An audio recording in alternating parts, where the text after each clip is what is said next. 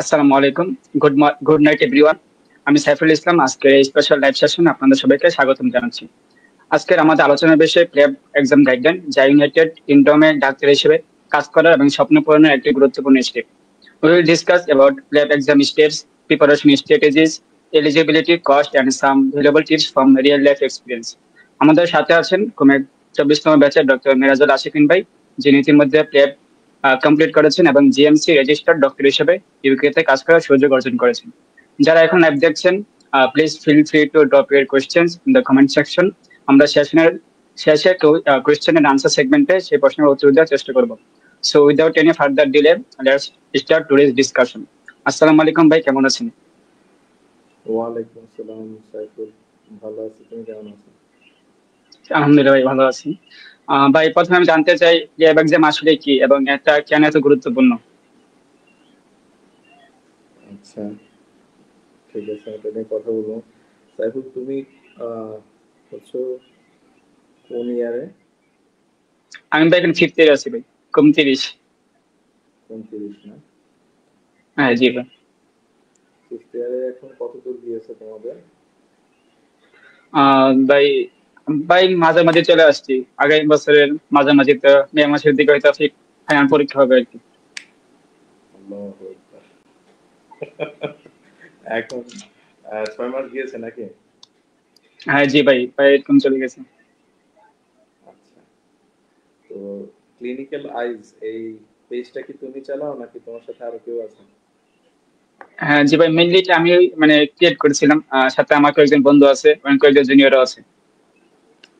কে কে আছো তোমরা ক্লিনিক্যাল আইজের অংশ হিসেবে?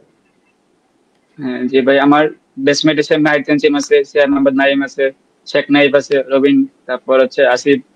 আর জুনিয়রের মধ্যে রহিম আছে, তারপর সাদ খান আছে, আরো কয়েকজন আছে। মাশাআল্লাহ। ভাই, আমরা তাহলে ভাই শুরু করি আজকের প্রশ্ন। তারা আছে কোনো? না না, কোন তারা নেবে।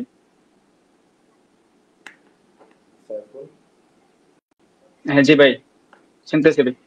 তো কানেকশন চলে গেছে।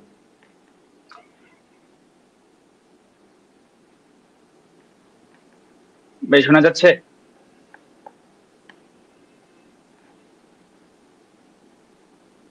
সাইফুল, আমি কিছু শুনিনি এতক্ষণ।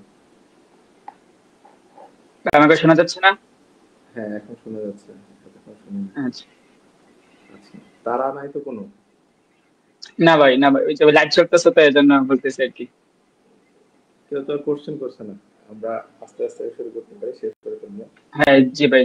হ্যাঁ জি ভাই, সমস্যা নেই। তোমাদের পেজের মূল উদ্দেশ্য কি? ক্লিনিক্যাল লাইজ পেজের মাধ্যমে তোমরা কোন জিনিসটা পাশে করতে চাচ্ছ, কি ধরনের মেসেজ আহ, দিতে চাচ্ছ? প্রথম হচ্ছে ভাই, আমাদের যে মানে এই ওয়ার্ডের ভিত্তিক যে ক্লিনিক্যাল যে জিনিসগুলো থাকে ওইগুলো নিয়ে আসে পোস্ট করা, এটা ওটা একটা উদ্দেশ্য। তারপর হচ্ছে সিনিয়রদের থেকে গাইডলাইন নেওয়া আর কি। যেটা আমাদের মনে করি আমাদের মেডিকেল একটা গ্যাপ চলে আসছে, যে সিনিয়রের সাথে জুনিয়রদের সেই যে একটা রিলেশন সেটা তেমন নাই, যার জন্য আমরা আসলে ভালো গাইডলাইন পাই না। এই গাইডলাইন গুলো আয়োজন করা। তারপর হচ্ছে একটা হচ্ছে যে আমাদের ক্লিনিক্যাল মাধ্যমে হচ্ছে মেন্টাল হেলথ নিয়ে কাজ করার ইচ্ছে আছে। এই নিয়ে আমরা গতদিন হচ্ছে আমাদের যে সাইকিয়াট্রিস্ট স্যারদের সাথে কথা বলছি। স্যার আমাদের আশ্বস্ত করছে যে স্যাররা সপ্তাহে 2 দিন, অন্তত 2 দিন হচ্ছে আমাদের মেডিকেল স্টুডেন্টদের জন্য হচ্ছে কি একটা সেশন আয়োজন করবে আর কি, যাতে মেন্টাল হেলথ নিয়ে কাজ করা যায়। আপাতত ভাই এগুলোই আমাদের কাজ আর কি। মাশাআল্লাহ, খুব সুন্দর। ঠিক আছে, তারপরে কিছু আমরা তাহলে ইন্সপিরেশনাল ভিডিও হ্যাঁ, বানানো আর কি। ইন্সপিরেশনাল ভিডিওটা ভিডিও, হ্যাঁ। কিরকম ধরনের করার ইচ্ছা তোমাদের? ভাই অলরেডি এটা করছে আমার বেসমেন্ট সৌরভ। ও হ্যাঁ, হচ্ছে ফার্স্ট প্রফে অনেকবার ফেল করছে, তারপরে গিভ আপ করে নাই, এখন পর্যন্ত ঠিকই আছে। অনেকে হয়তো এগুলোতে ডিপ্রেশনে পড়ে যায়, আলটিমেটলি সুইসাইডাল থিঙ্কিং অনেকে চলে আসে আর কি। তো এই জায়গাগুলো যারা হচ্ছে কি মানে উতরে গেছে, তারা কিভাবে ফেস করে গেছে এই জিনিসগুলা, মানে এগুলো নিয়ে ভিডিও বানানো হচ্ছে ও এরকম। চিয়ার্স। আমিও তো তোমার কয়েকবারই সাপ্লি খেয়েছি, প্রফেন। এরপর হচ্ছে জি ভাই, তোমার এটা আসলে আমাদের একটা পার্ট অফ লাইফ মেডিকেল স্টুডেন্টের জন্য। মানে ফেল করা না হ্যাঁ, এরকম কেউ নাই, একটা না একটা জায়গায় ফেল করতে হয় হয়তো বা ওয়ার্ড ফাইনাল গুলোতে হয়, বা হচ্ছে কি আমাদের কার্ড টার্ম সাপ্লি, মানে এগুলো একটা পার্ট অফ লাইফ। যারা ফার্স্ট ইয়ার এত জিনিসটা বুঝতে পারে না, এরা মনে করে যে সারা জীবন কখনো ফেল করে নাই, মেডিকেল এসে ফেল করছি, মানে বিষয়টা একটু এরকম হয়ে যায়। আমার এই গত উইকেও মনে হয় কিছুটা সুইসাইডাল থট এসেছিল আমার। তো সুইসাইডাল থটও খুব কম না, এটা আরো হ্যাঁ জি ভাই। অনেক বেশি আসে। তো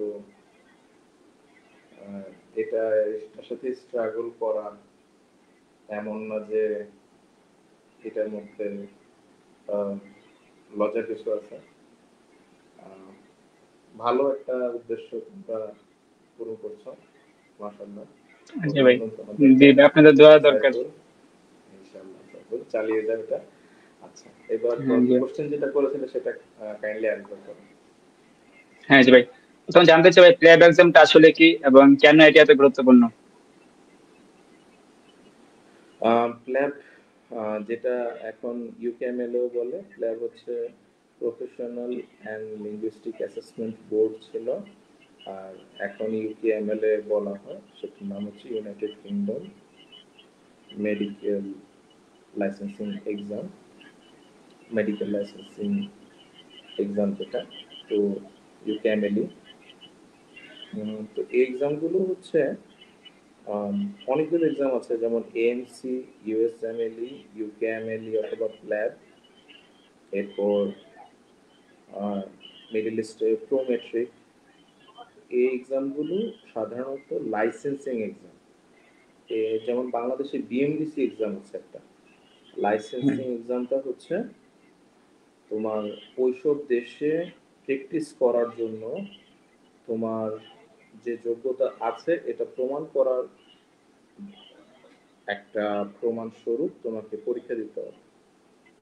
তো একটু পার্থক্য হচ্ছে অন্যান্য অনেক এক্সামের তুলনায় ল্যাবের মধ্যে একটা একটু পার্থক্য হচ্ছে, এখানে ইংরেজি যে পরীক্ষাটা ওইটি বা আইএলটিএস এটা আগে দিতে হয়। এই পরীক্ষাগুলোর মাধ্যমে যে কাজটা শুধুমাত্র এতটুকুই হয় যে তুমি যে পর্যায়ে থাকো না কেন লাইফে, সেই পর্যায়ে তুমি এটা পরীক্ষা দিতে পারবে। জাস্ট পাস করেও এই পরীক্ষাটা তুমি দিতে পারবে। তুমি বাংলাদেশে পোস্ট গ্রাজুয়েশন শেষ করেও দিতে পারবে, বিদেশি কোনো পোস্ট গ্রাজুয়েশন ডিগ্রি নিয়ে, ডিপ্লোমা নিয়ে, এরপরেও তুমি দিতে পারবে, ল্যাব আবার দিতে পারবে, যে কোনো বয়সে দিতে পারবে। আর এটা কোনো ডিগ্রি হিসেবে কাউন্ট হবে না, মূলত এটা একটা লাইসেন্সিং এক্সাম হিসেবে কাউন্ট হবে। জি। তোমার একটা আম, উম, প্রমাণপত্র হিসেবে এটা কাজ করবে যে হ্যাঁ এখন তুমি চাকরি খোঁজার জন্য যোগ্য, এখন তুমি ইংল্যান্ডে চাকরি চাইলে খুঁজতে পারো। তো ইংল্যান্ডে চাকরি তো অনলাইনে পাওয়া যায়, অনলাইনে ইন্টারভিউ দিয়ে অনলাইনে নিশ্চিত করা যায়। তো সেই প্রসেসের জন্য আর যাওয়া লাগে না। তো সেক্ষেত্রে লাইসেন্সিং পর্যন্ত করলেই হয়। এটাই হচ্ছে প্লেয়ার এক্সাম। জি ভাই। প্লেব এক্সামের ভাই কতগুলো পার্ট আছে এবং প্রতিটি ধাপে কি ধরনের প্রিপারেশন দরকার হয় আসলে? ল্যাব এক্সামের 3টা পার্ট, কিন্তু আসলে কিছু কিছু ছোট ছোট পার্ট আছে যেগুলো বলা হয় না। আর কিছু কিছু এখন রিয়েলিস্টিক্যালি বাস্তবতার সাপেক্ষে, কম্পিটিশনের সাপেক্ষে কিছু এডিশনাল স্টেপ চলে আসছে যেগুলো পড়াই লাগে। তো বেসিক্যালি 3টা পার্ট, যেটা সবাই জানে। প্রথমে একটা ইংরেজি পরীক্ষা দেওয়া লাগে, যে সেটা আইএলটিএস হতে পারে, অথবা শুধুমাত্র ডাক্তারদের ডাক্তারি সেটআপের ভিতরের আইএলটিএস যেটাকে বলে ওইটি, অকুপেশনাল ইংলিশ টেস্ট, সেটা হতে পারে। যে কোনো ধরনের একটা ইংরেজিতে আইএলটিএস হলে তোমার 7 পেতে হয়, আর আইএলটিএস না হয়ে যদি ওইটি হয় তাহলে গ্রেড বি পেতে হয়। গ্রেড বি পেলে এরপর ল্যাব 1 দেওয়া যায়। ল্যাব 1 যেটা, সেটা একটা থিওরিটিক্যাল এক্সাম। তো বেসিক্যালি আবার শুরু থেকে বললে 3টা পার্ট, প্রথমে একটা ইংরেজি পরীক্ষা, ঠিক এরপর আছে। Lab 1 lab 2। ইংরেজি পরীক্ষা ল্যাব 1 হচ্ছে থিওরি পরীক্ষা, ল্যাব 2 হচ্ছে প্র্যাকটিক্যাল পরীক্ষা। ইংরেজি পরীক্ষাটা পাশ করলে ল্যাব 1 দেওয়ার অধিকার পাওয়া যায়। ল্যাব 1টা বাংলাদেশে দেওয়া যায়, অনেকগুলো দেশে দেওয়া যায়, ইন্ডিয়াতে দেওয়া যায়, নাইজেরিয়াতে দেওয়া যায়, অনেকগুলো দেশে দেওয়া যায়, মিডল ইস্টে দেওয়া যায় এবং ইউকেতেও দেওয়া যায়। আর ল্যাব 2 যেটা সর্বশেষ পার্ট যেটা, সেটা শুধুমাত্র এবং শুধুমাত্র ইংল্যান্ডে গিয়ে ম্যানচেস্টারেই দিতে পারা যায়, আর ম্যানচেস্টারে দুইটা বিল্ডিং আছে, এই দুইটা বিল্ডিং এর পাশাপাশি যে এই দুইটা বিল্ডিং এর যে কোনো একটা বিল্ডিং এ দিতে পারা যায়, আর কোথাও দেওয়া যায়। জি ভাই, ভাই প্ল্যাব 1 এবং প্ল্যাব 2 এর মধ্যে আসলে ডিফারেন্সটা আসলে কি? ল্যাব 1 এর যে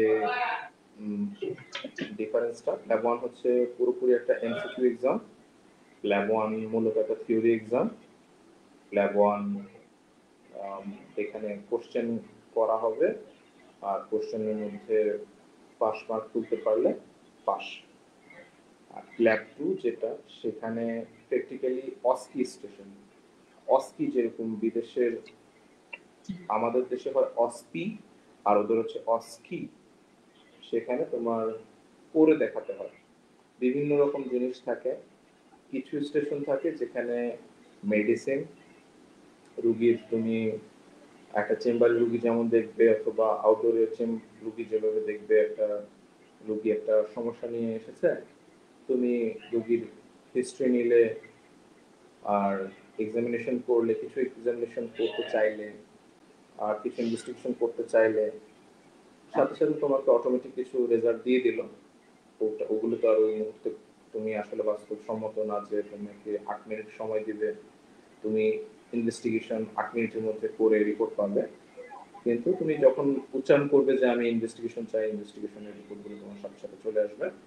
ওই মুহূর্তেই তোমাকে রোগটা ধরে ফেলতে হবে, ধরে তোমাকে রোগের বর্ণনা দিতে হবে, রোগীকে বুঝিয়ে বলতে হবে রোগটাকে, বিষয় চিকিৎসা দিতে হবে, রোগীর ফলো আপ, ট্রিটমেন্ট সবকিছু শেষ করে, রোগীর কোনো প্রশ্ন থাকলে সেটা শেষ করে আসতে হবে। সবকিছু 8 মিনিটের ভিতরে শেষ করতে হবে। এগুলো হচ্ছে মেডিসিন বা ডায়াগনস্টিক টাইপ ডিসিশনগুলো, যেগুলো কিছু কিছু ক্ষেত্রে ধরো কনভিন্স, কিছু থাকে কাউন্সেলিং স্টেশন, যেখানে রোগটা প্রথমে ধরা থাকে কিন্তু রোগীর অনেক জিজ্ঞাসা থাকে, রোগীকে বোঝানোর ব্যাপার থাকে, রোগী ডিফিকাল্ট থাকে, রোগী অনেক যন্ত্রণা দেয়, রোগী অনেক যন্ত্রণা পায়, রোগীর সমস্যাগুলোকে নিয়ে তোমাকে বলতে হয় এবং রোগীকে বুঝিয়ে একটা সমাধান রোগীর জন্য এনে দিতে হয়, সেটা হচ্ছে কাউন্সেলিং স্টেশন। আর কিছু স্টেশন থাকে সিমমান, যেখানে ম্যানিকিন সিমমান, প্রসিডিউর স্টেশন, যেখানে যেমন ধরো ডামি থাকে, রোবট থাকে, পুতুল থাকে, এরপর তোমার সিলিকনের পুতুল থাকে, এরপর রোবটও থাকে। তো সেখানে কিছু জায়গায় তোমাকে পুরোপুরি ইতিহাস নেওয়া, হিস্ট্রি নেওয়া, এক্সামিনেশন করে প্রসিডিওর সেরে রুগীকে সবকিছু 8 মিনিটের ভিতরে শেষ করতে হয়। কোনো কোনো জায়গায় প্রসিডিওর করে শেষ করতে হয়, আর কোনো কোনো জায়গায় সর্বশেষ যেটা থাকে সিম্বান থাকে, সেগুলো হচ্ছে অ্যাকিউট কেস, যেমন ইমার্জেন্সি সিচুয়েশনে একটা রোগী খুব সিরিয়াস সিচুয়েশন, আমাদের যে ক্যাজুয়ালিটিতে রোগী আসে না, ক্যাজুয়ালিটিতে ধরো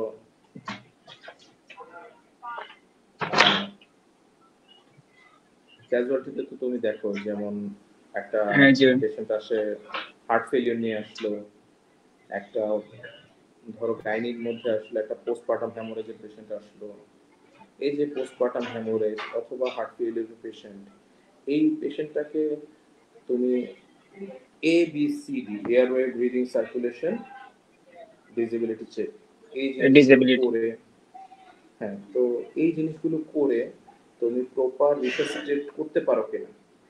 এমনও হয় যে পুতুলটা তুমি সঠিকভাবে যদি ওই রোবটটাকে তুমি রিসাসিটেট না করতে পারো, ওই রোবটটা মরে যায়, তো রোবট মরে গেলে তুমি ফেল, স্টেশন ফেল। তো এগুলো থাকে, এভাবে তোমার এই স্টেশনগুলো সবগুলো প্র্যাকটিক্যালি করে দেখাতে হয়। এগুলো করলে তারপর তুমি, আর প্রেসক্রিপশন রাইটিং থাকে, ইউকে স্টাইলে প্রেসক্রিপশন রাইটিং থাকে, ইউকে স্টাইলে যেসব প্রেসক্রিপশন, ড্রাগ চার্ট, বিভিন্ন ফ্লুইড চার্ট মেনটেন করা, ইউকে স্টাইলে ওদের দেশের স্টাইলে করা শিখতে হয়। ঠিক আছে ভাই, প্ল্যাব 1 এর জন্য মোস্ট ইফেক্টিভ প্রিপারেশন স্ট্র্যাটেজি কিরকম হওয়া উচিত? প্ল্যাব 1 এর জন্য প্রিপারেশন বুঝি তাই বলবেন।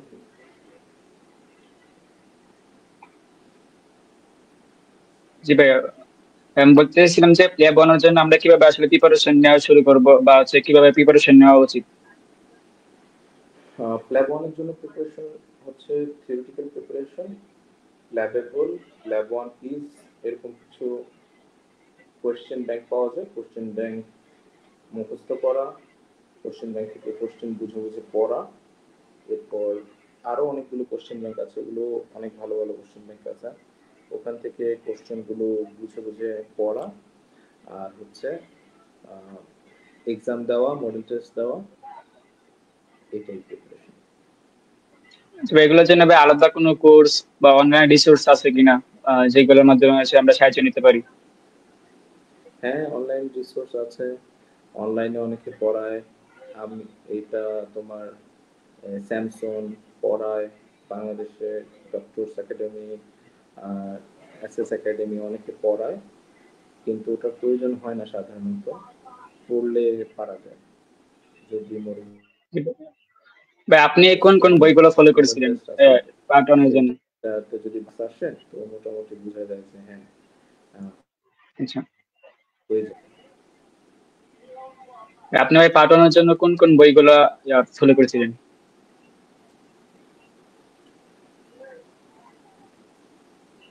ল্যাব ভাই ওয়ান শোনা কি যাচ্ছে আমাকে? ল্যাবেবল? হ্যাঁ, আমি শুনতে পাচ্ছি। আমি বললাম যে হ্যাঁ জি ভাইয়া। পার্ট ওয়ানের জন্য ল্যাব ওয়ান কিজ আর ল্যাবেবল এই দুটোর সাবস্ক্রিপশন কিনে আর প্রিন্ট আউট করে আমি পড়েছি। জি ভাই, তো আজকে যেটা বলছিলেন যে পার্ট টু যেটা, ওইটার জন্য আসলে কিভাবে প্রিপারেশন নেওয়া উচিত বা আপনি কিভাবে প্রিপারেশন নিয়েছেন? ওটার জন্য সাধারণত সবাই যেটা করে যে ইউকে তে কিছু কোচিং সেন্টার আছে, সেখানে গিয়ে কোচিং নেয়, কিন্তু ল্যাব ওয়ান বা ল্যাব ওয়ান ল্যাব টু এর প্রশ্ন শেয়ার করা, পুরনো প্রশ্ন শেয়ার করা নিষিদ্ধ। তো কোচিং সেন্টারগুলো নিষিদ্ধ, কিন্তু সবাই করে। আহ, মূলত কোচিং সেন্টার নিষিদ্ধ না বা কোচিং সেন্টার অংশ নেওয়া নিষিদ্ধ না, কোচিং সেন্টারে গিয়ে পুরনো কোশ্চেন জানা বা পুরনো কোশ্চেন জানানো সেটা নিষিদ্ধ, ল্যাবের জিএমসি দ্বারা নিষিদ্ধ। তো ওইসব কোচিং সেন্টারে প্র্যাকটিস করা হয়। কোচিং সেন্টার অনলাইনে, দেশে থাকা অবস্থায় অনলাইনে পড়ায়, দেশ থেকে অনলাইনে মানুষ তাদের যে রিসোর্সগুলো দিয়ে, পড়াশোনার যে বইগুলো দিয়ে সেগুলো প্রিন্ট আউট করে নেয়, নীল ক্ষেতে এগুলো আবার প্রিন্ট আউট পাওয়া যায়। আর অনেকে যেটা করে সেটা হচ্ছে, অনেকে না, সবাই অলমোস্ট করতে হয় বা করাই লাগে, ইউকে গিয়ে, ম্যানচেস্টারে গিয়ে স্যামসনে, অথবা আমি স্যামসনে পড়েছি, অনেকে অনেক জায়গায় গিয়ে পড়ে, ওখানে গিয়ে প্র্যাকটিসও করতে হয়, পড়তে হয়। ওইখানকার যে লাস্ট 15 দিন বা 1 মাস, অনেকের ক্ষেত্রে 3 মাস, অনেকের 4 মাস থাকে, অনেকে 6 মাসও থাকে, থেকে ওখানকার ব্যাপারে জানে, আর ওখানকার কোশ্চেন, রিসেন্ট কোশ্চেন গুলো নিয়ে, রিসেন্ট ট্রেন্ড গুলো, রিসেন্ট পরীক্ষার পরিবর্তন গুলো নিয়ে জানে, এতটুকু। আচ্ছা ভাই, প্লেব ওয়ান বা প্লেব টু যেটা, ওটার জন্য আসলে প্রিপারেশনের জন্য কতটুকু সময় হাতে নিয়ে প্রিপারেশন নেওয়া উচিত? আমি যখন নিয়েছিলাম তখন আহ, আমি পাস করেছি অনেক আগে, তো যখন নিয়েছি তখন প্রিপারেশন সীমিত ছিল, তখন অতটা ছিল না, কিন্তু যথেষ্ট বেশি ছিল। আস্তে আস্তে এটা প্রিপারেশনের সময়টা, মানে কন্টেন্ট বেড়ে যাচ্ছে, তো সময় বাড়ছে। তো ল্যাব ওয়ান যদি ধরো না পার ডে 10 ঘন্টা করে দেওয়া যায়, আম, তোমার 45 দিনেই সম্ভব আর কি। পার ডে যদি 10 ঘন্টা পড়া যায়, মানে 10 ঘন্টা একেবারে যে আমি 10 ঘন্টা ল্যাবের জন্য করবো, তো 450 ঘন্টার ডিটারমাইন্ড মধ্যে, হতে হবে। 45 দিন 450 ঘন্টার মধ্যেই হয়ে যাবে। তো এখন যদি তুমি 450 ঘন্টা না পড়ে যদি 5 ঘন্টা করে তুমি 3 মাস পড়ো, তুমি একটা জব আচ্ছা করলে, 5 ঘন্টা পড়লে, 5 ঘন্টা ডিটারমাইন্ড করলে, তাহলে তুমি 3 মাস পড়ো, 90 দিন পড়ো, মানে আমার সময় ওই পরিমাণ পড়া ছিল। এখন যদি পড়া বেড়ে যায়, পড়ার হিসাব বেড়ে যাবে, একটু বাড়বে হয়তো, বা আরো 1 মাস 2 মাসের পড়া বেড়েছে। তো আমি ওইরকম, ও আমার সময় যারা পড়েছে সবাই অ্যারাউন্ড ওইরকম অ্যামাউন্টের পড়া পড়েই পাস করেছে, কেউ কম পড়ে পাস করেনি, সবাই মোটামুটি এরকম অ্যামাউন্টের পড়া পড়তে হয়েছে, কারণ আমাদের দেশের পড়ার সাথে মিল নেই। যেমন ধরো না, অ্যাসপিরিন তো তুমিও জানো আমিও জানি, ইকোস্প্রিন আমরা দিচ্ছি, কিন্তু কত মিলিগ্রাম দিব, কবে, আগে ওটা দিব না সেটা দিব, আগে কি করব, আগে রোগীকে ইমার্জেন্সিতে পাঠাবো নাকি রোগীকে কার্ডিওলজিতে পাঠাবো, নাকি রোগীকে আমি আগে ইকোস্প্রিন দিয়ে পাঠাবো, কি করব না করব সেই জিনিসগুলো ইউকে এর মেথডে, ইউকে এর এনএইচএস নাইস গাইডলাইন যেটা আছে, তো ওদের একটা গাইডলাইন অনুযায়ী সব চিকিৎসা দিতে হয়। ওই নাইস গাইডলাইন শিখতে শিখতে সময় লেগে যায়। তো যতই পারা হোক, মোটামুটি বেসিক ক্লিয়ার থাকলে আর একটু সুবিধা হয়। যে ভাই, সবার যে কমন প্রশ্ন থাকে যে প্লেবের এক্সাম ফিস কত বা টোটাল কস্ট কত হতে পারে প্লেব পার্ট 1 পার্ট 2 ক্লিয়ার ল্যাবের করতে? এক্সাম হচ্ছে তোমার ওই ইউকে লেখা আছে পাউন্ডে, এখন মনে হয় বেড়েছে, তো যত বলা হয় তত হয় না, তার চেয়ে অনেক অনেক অনেক বেশি লেগে যায় যদি এক চান্সে সবগুলো পাস করা হয়। তো আমি এক চান্সে অনেক সবগুলো পাস করেছি, কিন্তু আমার অনেক লেগে গেছে। অনেকের ক্ষেত্রে আরো কম লাগে, অনেকের ক্ষেত্রে আরো বেশি লাগে। এমনও মানুষ আছে 25-30 লাখ টাকায় গিয়েছে, এমনও মানুষ আছে 6.5 লাখ টাকায় শেষ করেছে। মানুষের কিন্তু বেসিক কিছু খরচ না করলে কোনোভাবেই করা যাবে না। যেমন এক্সামের ফিস দেওয়া লাগবে, প্রিপারেশন ম্যাটেরিয়াল কেনা লাগবে, কোচিং সেন্টারের ফিস দেওয়া লাগবে, আর মোটামুটি দেওয়াই লাগে। অলমোস্ট 99% সবাই দিয়ে পাস করে, তো 99%-এর ক্ষেত্রেই বলি। আর ইংল্যান্ডে যাওয়ার যে প্লেন ভাড়া, যাওয়া আসা প্লেন ভাড়া, সেটা দেওয়া লাগে। আর হচ্ছে ধরো না, ইংল্যান্ডে থাকার খরচ তো বাংলা এখন যে তোমার পাউন্ডের হিসাব, সে হিসাবে তোমার 9.5 থেকে 10 লাখ টাকা যাবে টোটাল, সবকিছু মিলে 9.5 থেকে 10 লাখ টাকা যাবেই বেসিক প্ল্যাবে। কিন্তু আসলে এখন যারা মানে বেসিক্যালি প্ল্যাবও পাস করছে, প্ল্যাবের সাথে আবার ইংল্যান্ডে অ্যাটাচমেন্ট বলে একটা জিনিস আছে, যে আমি ইংল্যান্ডের ট্রেনই না, হাসপাতালে একজন অ্যাটাচি হিসেবে দেখব, মানে অবজারভার হিসেবে থাকবো, একজন ডাক্তার হিসেবে অবজারভার হিসেবে 15 দিন বা 1 মাস বা 2 মাস বা 3 মাস।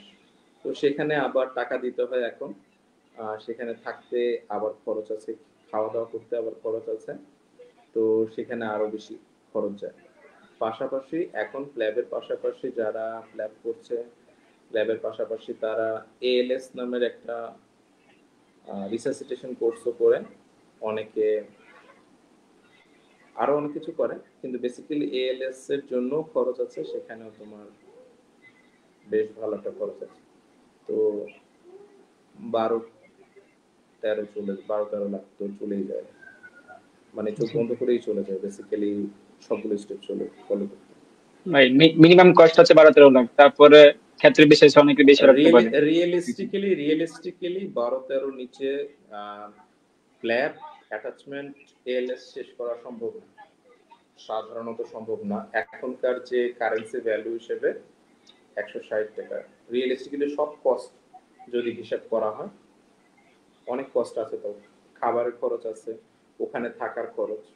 এখন কারো যদি ওখানে চাচা মামা খালা থাকে, তার তো থাকা খাওয়ার খরচ চলে যাবে, ঠিক না?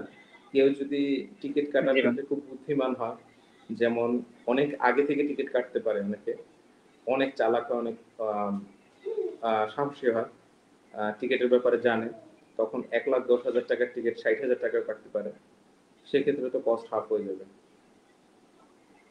এরকম কিছু কিছু জায়গায় কস্ট কাটিং এর জায়গা আছে।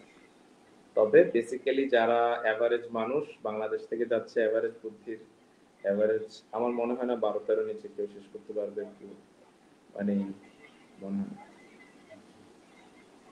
হ্যাঁ জি ভাই। আচ্ছা ভাই, আইএলটিএস বা ওয়েট এর জন্য মানে কখন প্রিপারেশন নিয়েছিলেন আপনি, বা এটার জন্য মিনিমাম স্কোর কত লাগে?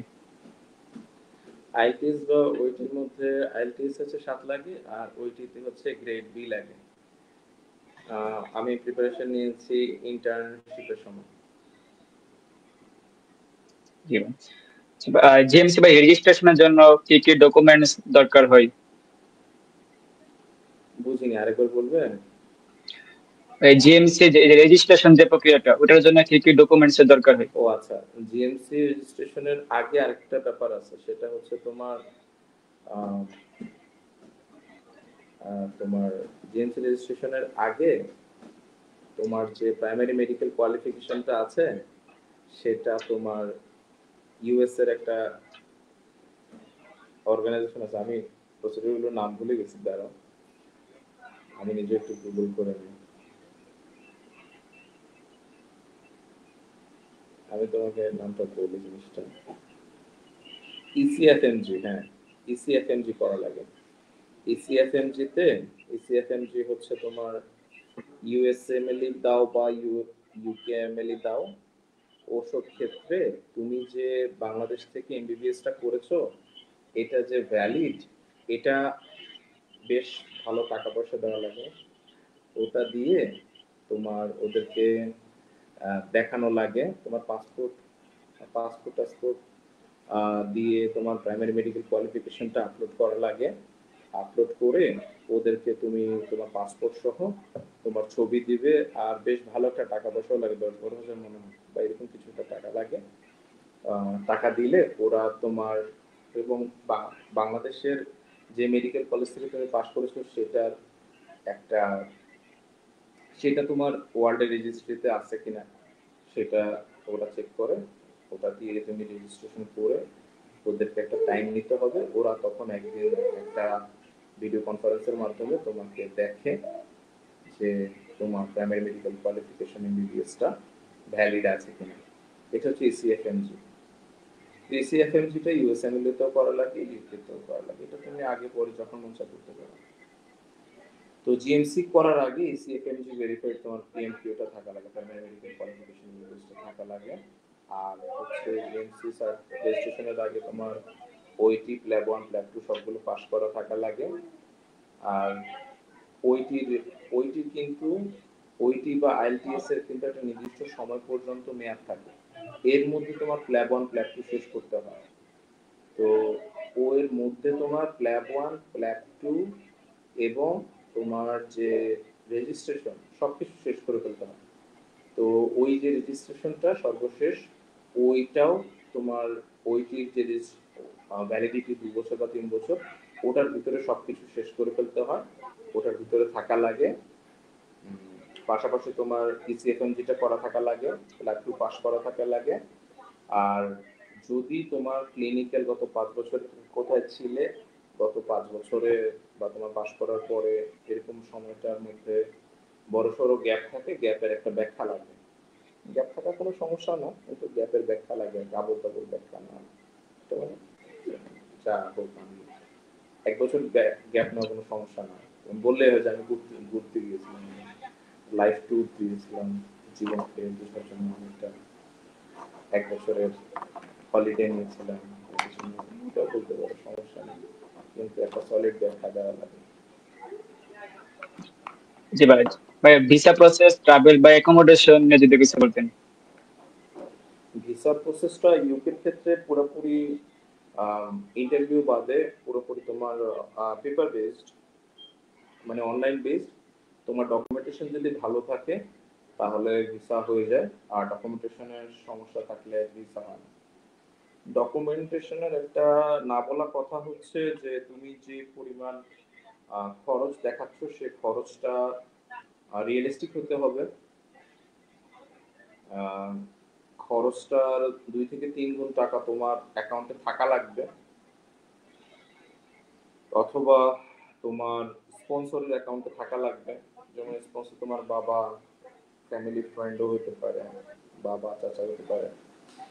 তোমার ফ্যামিলি টাইজ থাকতে হবে, যে তুমি দেশে কেন ফিরে আসবে, দেখাইতে হবে যে হ্যাঁ আমি দেশে সোশ্যাল টাইজ আছে, আমি দেশের রেসপেক্টেড মানুষ, দেশে আমি ডাক্তার, আমার ফ্যামিলি টাইজ আছে, আমার বাবা আছে, মা আছে, ভাই বোন আছে, বউ বাচ্চা থাকলে আমার বউ বাচ্চা আছে, আমি তাদের জন্য ফিরে আসবো, আমি ওখানে গিয়ে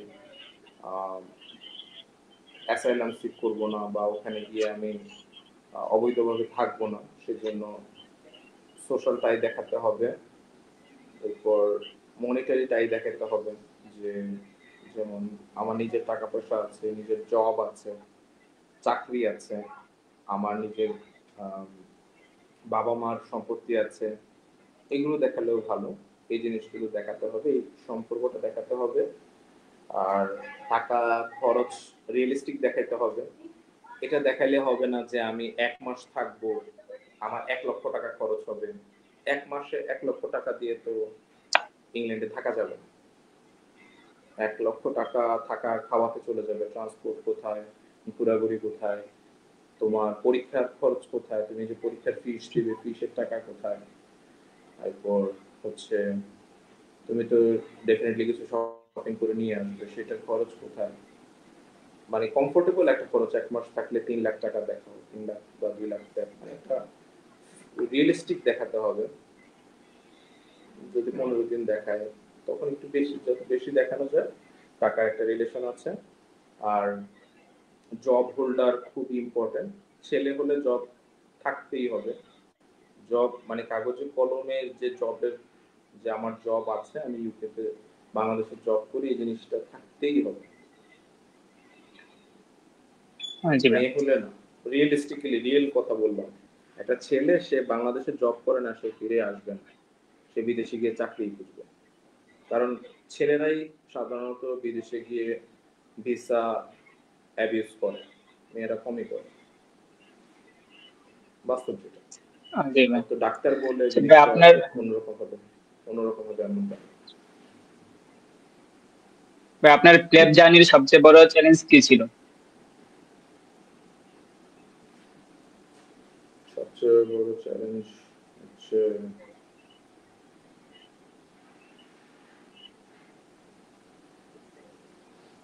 হুম,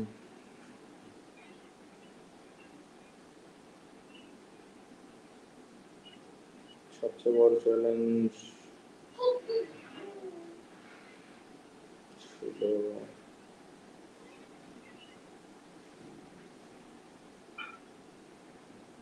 উম,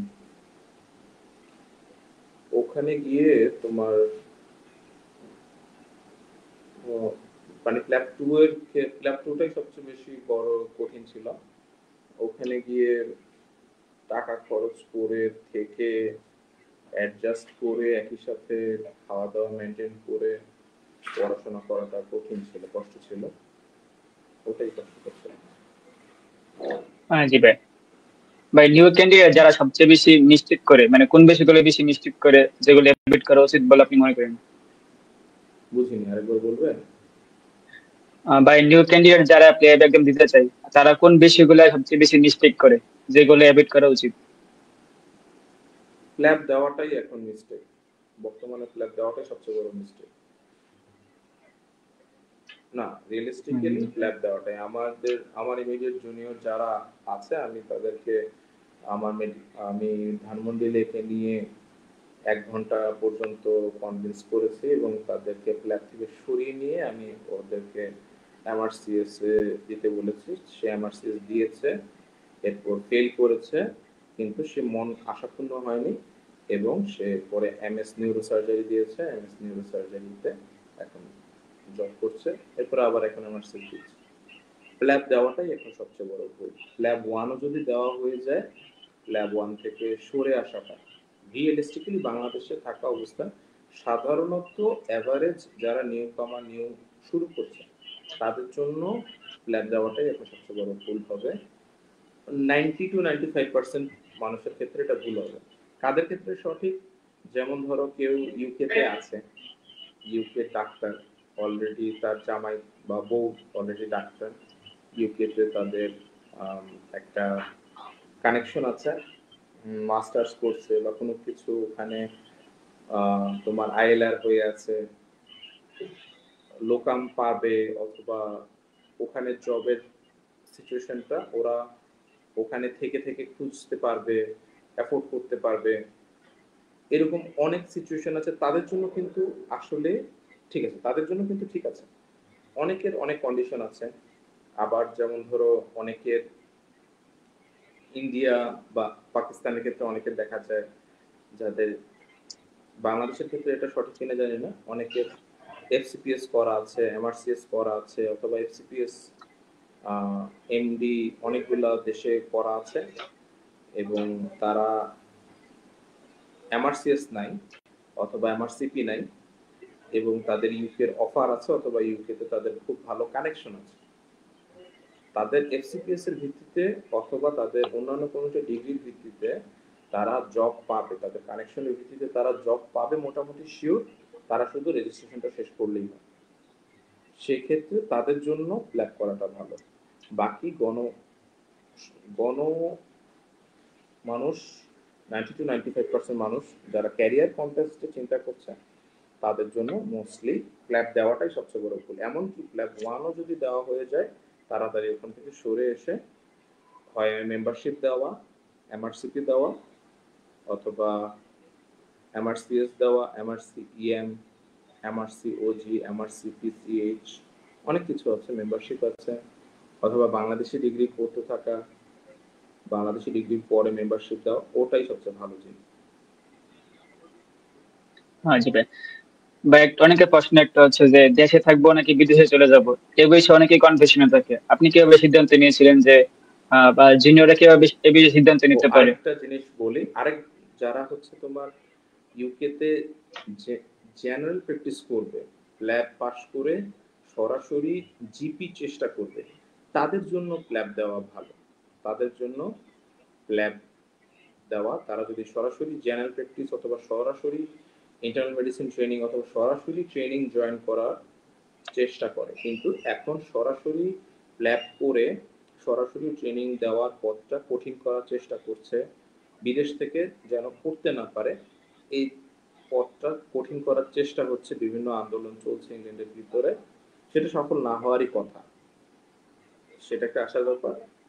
তবে তাহলে তারা যদি এভাবে চেষ্টা করে যে যে আমি জিপি তে ঢুকবো অথবা ইন্টারনাল মেডিসিন ট্রেনিং এ ঢুকবো, অথবা আমি আমার ট্রেনিং পোর্টফোলিও হেভি করে সার্জারিতে ঢুকবো বা গাইনিতে ঢুকবো, সরাসরি আমি ট্রেনিং এ ঢুকবো, সরাসরি ট্রেনিং এ ঢোকার জন্য আবার lab is a good way,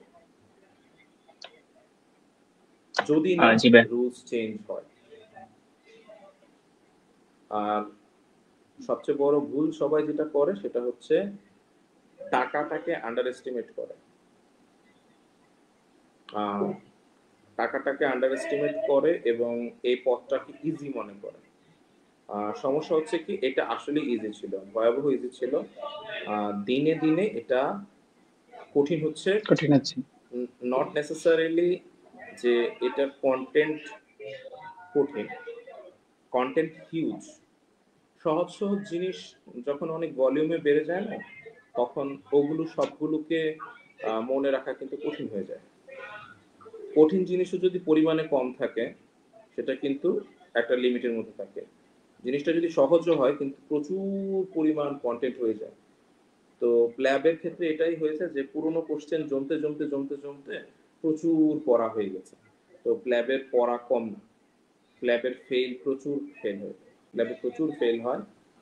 আর ল্যাবে পার্সেন্টেজটা অনেক ধোকা, যে পাসটা দেখায় যে এত বেশি পাস হয়ে যাচ্ছে, অনেক বেশি দিচ্ছে, অনেক বেশি ফেল করছে, অনেক বেশি পাস করছে, এটাই হচ্ছে ব্যাপার। এবং অনেক সময় খেয়ে ফেলে প্ল্যাব।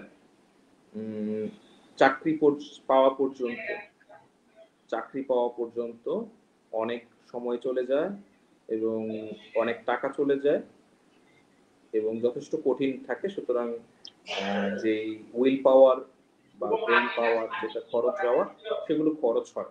এটাই ভুল যে মানুষ আন্ডার এস্টিমেট করে, আমিও করেছি। জি ভাই। ভাই অনেকে ভাই কনফিউশনে থাকে যে দেশে থাকবো নাকি বিদেশে চলে যাব, মানে এই বিষয়ে কিভাবে সিদ্ধান্ত নেওয়া উচিত বলে আপনি মনে করেন? এটা তো আমি আসলে নিজে নিতে পারি নাই, আমি নিজে যেদিন নিতে পারবো আমি সেদিন বলবো।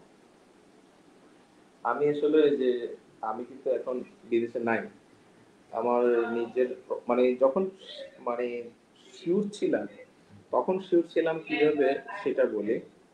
আম, তখন শিওর ছিলাম এই কনটেক্সটে যে ধরো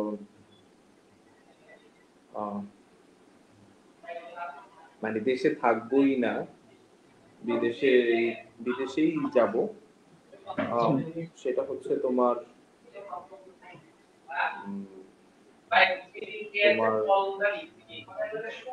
একটা সত্যি কথা হচ্ছে তোমার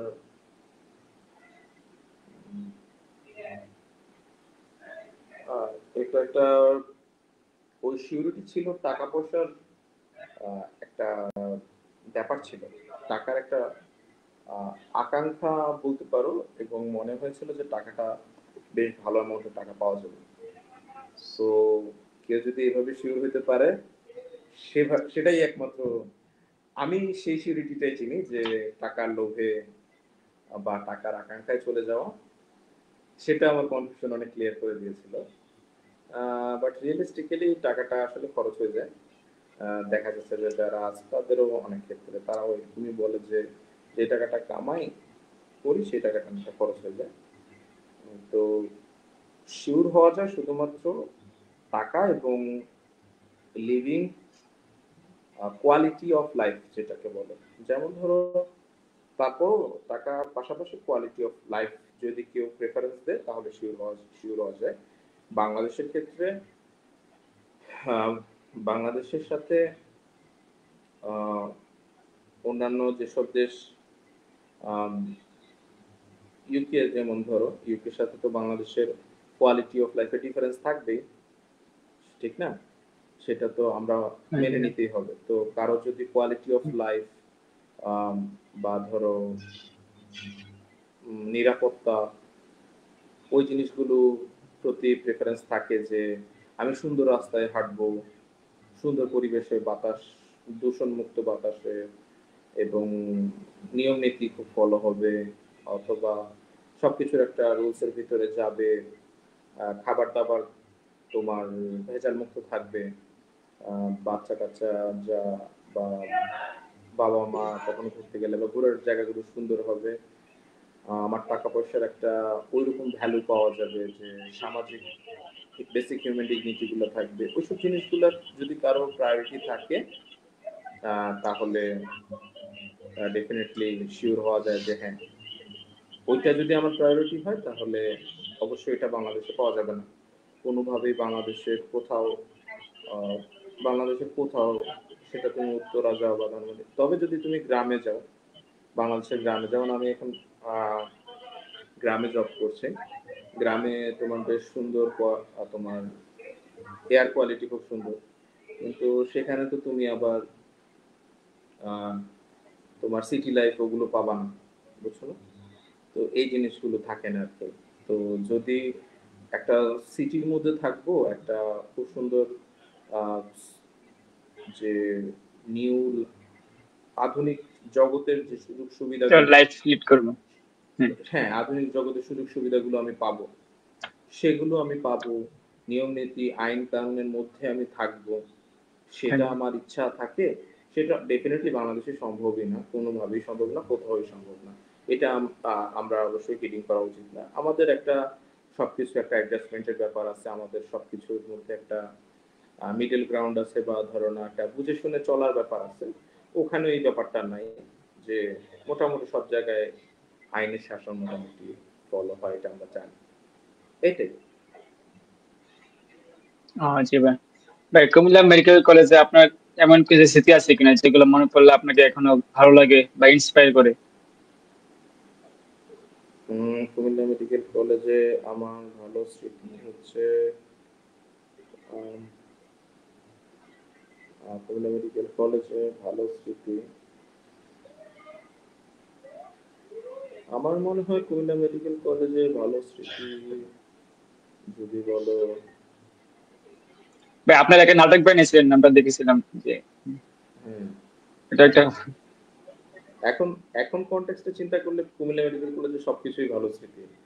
আসলে বলে না যে 4 দিন ভালো, মানুষ আসলে পুরোনো ভালো। দিনকে ভালোই মনে করে।